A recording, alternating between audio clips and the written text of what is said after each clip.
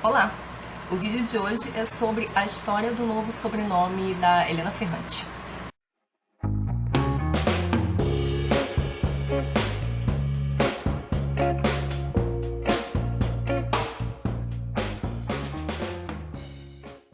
Bom, esse é o segundo volume da série napolitana. Eu já resenhei o primeiro, Amiga Genial, aqui e vou deixar o link no box de informações. Eu já aviso que eu não vou poder contar quase nada do enredo do livro, porque seriam muitos spoilers. Para falar dele eu teria de falar também de coisas do livro anterior, então eu vou fazer alguns comentários mais ou menos genéricos, mas que me chamaram a atenção em relação à forma do livro, né, a estrutura do livro, em relação aos temas desenvolvidos aqui. Já adianto para vocês que o livro me agradou muito. A Helena Ferrante foi uma grata surpresa, eu gostei muito de Amiga Genial e eu gostei bastante também de História do Novo Sobrenome. A tradução desse segundo volume saiu aqui no Brasil agora, né? Acabou de sair pela editora Globo, foi a editora mesmo que me enviou o volume, que tá um pouco mais gordinho que o primeiro. E aqui, pra quem não leu o primeiro, né? Pra quem não sabe do que se trata a série, é uma série sobre duas amigas que se chamam Lila e Linu. Elas são de Nápoles, de um subúrbio de Nápoles, e a série acompanha a vida delas, o Amiga Genial. É sobre a infância delas, termina mais ou menos quando elas têm 16 anos. E esse volume aqui, então, vai cobrir o período dos 16 anos até mais ou menos os 23, se eu não estou enganada. E quem narra a história é a Lenu, né? Ela se chama Helena Greco, mas todo mundo chama ela de Lenu. A Lenu, então, ela tem essa amiga, que era amiga do mesmo bairro ali, do subúrbio de Nápoles. E elas têm uma relação bem peculiar, que começa a ser descrita no primeiro, o Amiga Genial. Ao mesmo tempo que elas têm uma certa rivalidade entre si, que elas meio que competem, elas também torcem uma pela outra. E começa ali um movimento de simbiose, vamos dizer assim. Elas se projetam muito uma na outra, né? E elas sempre meio que avaliam a própria vida e os próprios avanços em relação ao que a outra fez.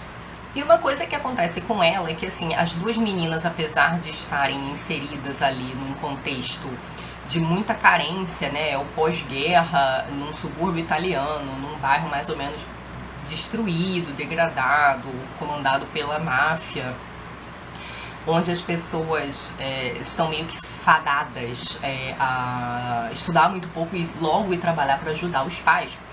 Essas duas meninas se destacam. E a Lila tem uma inteligência muito marcada, né? Uma pessoa que se destaca muito. E também é uma pessoa de personalidade muito forte, muito marcante. Ela impressiona muito as pessoas, às vezes ela causa até um certo medo das pessoas. E a Lenu, que é uma pessoa um pouquinho mais insegura, mas que também tem muito, acaba se destacando muito na escola, nos seus resultados na escola. E elas chamam a atenção, então, num determinado momento na escola por isso. O que acontece é que, por uma série de razões, a Lenu vai indo um pouquinho mais longe nesse desenvolvimento acadêmico do que Lila, né? Apesar de Lila ser aparentemente mais brilhante que Lenu, e eu digo aparentemente porque a gente tem a narrativa da Lenu, a gente não tem como saber se isso é verdade, se isso é só a percepção da Lenu. A Lila, então, acaba ficando um pouco mais presa ali na realidade do bairro. E a Lenu, por uma combinação de grande esforço pessoal e de sorte, vai indo sempre um pouco mais além, até que o caminho delas começa a ir se afastando, né? E é o que acontece aqui, nesse livro aqui, né? O que fica talvez um pouco mais marcado é esse afastamento já um pouco maior do caminho entre as duas amigas. A gente percebe que no primeiro livro que a Lenu ela tem uma obsessão com a Lila quase, e que para ela é muito importante ficar o tempo inteiro se comparando com a Lila de modo a se desafiar mais e de ver até onde ela pode ir, né? E isso fica quase perturbador nesse livro aqui.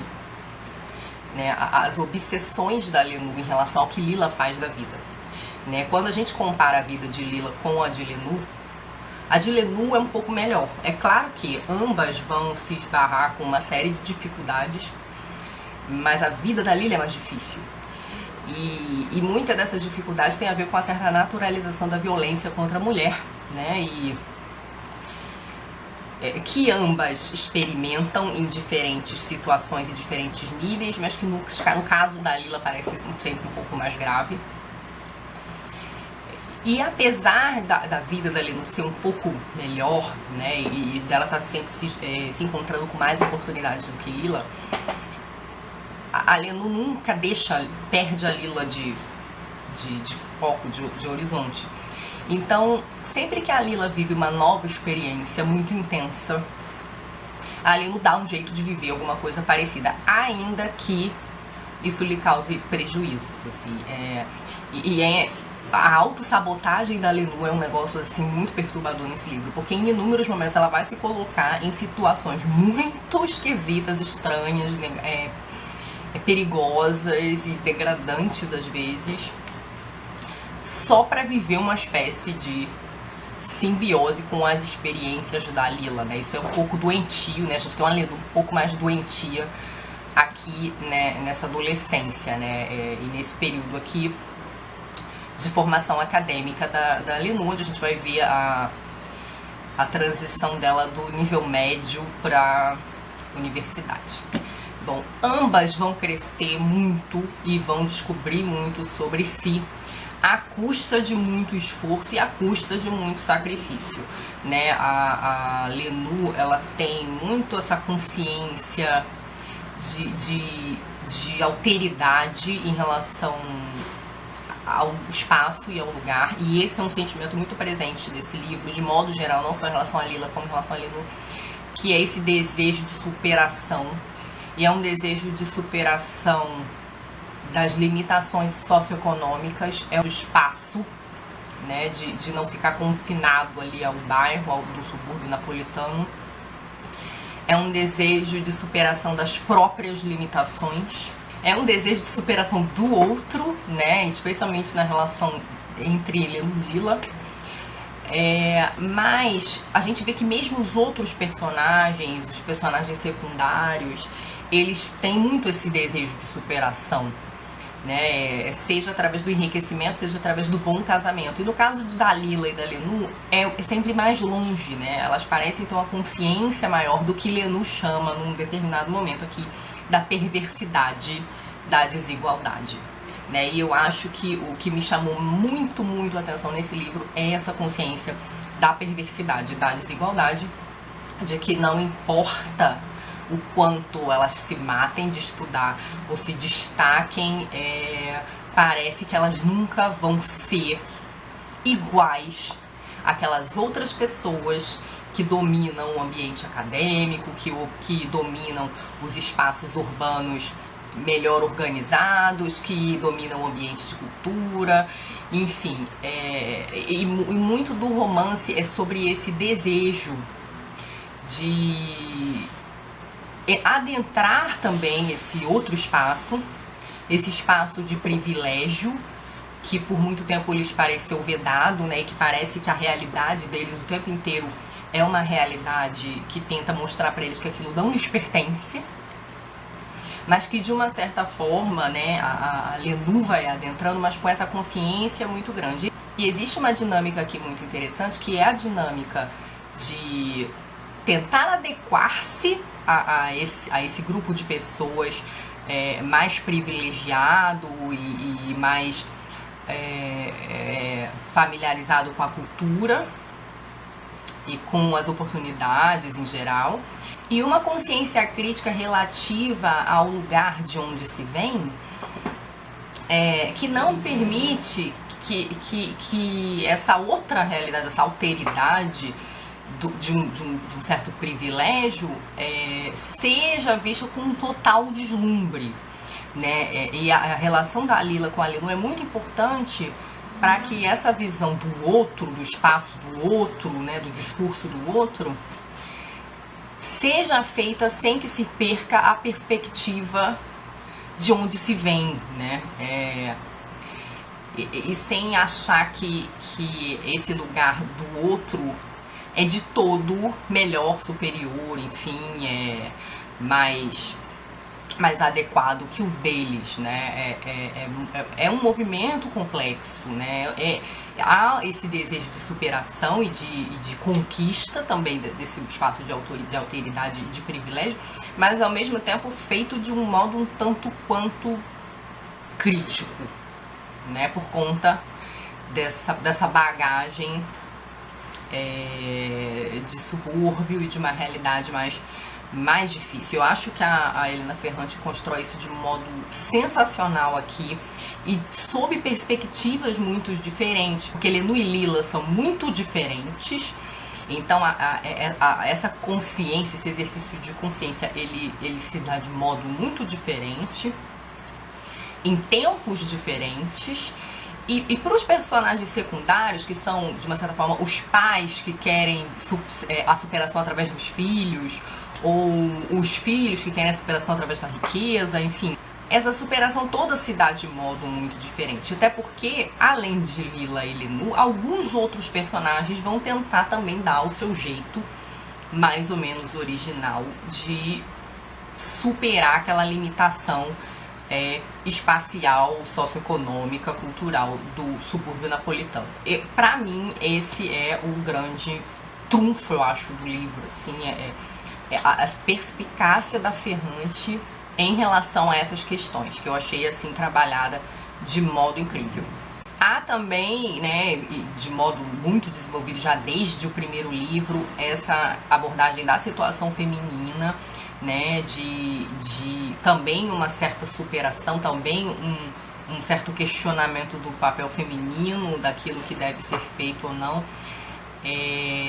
o embate com a sexualidade, o modo como a sexualidade é tratada, como a mulher é vista sexualmente na Itália naquele momento, assim, que é um negócio pavoroso, mas enfim, o modo como ela é tratada.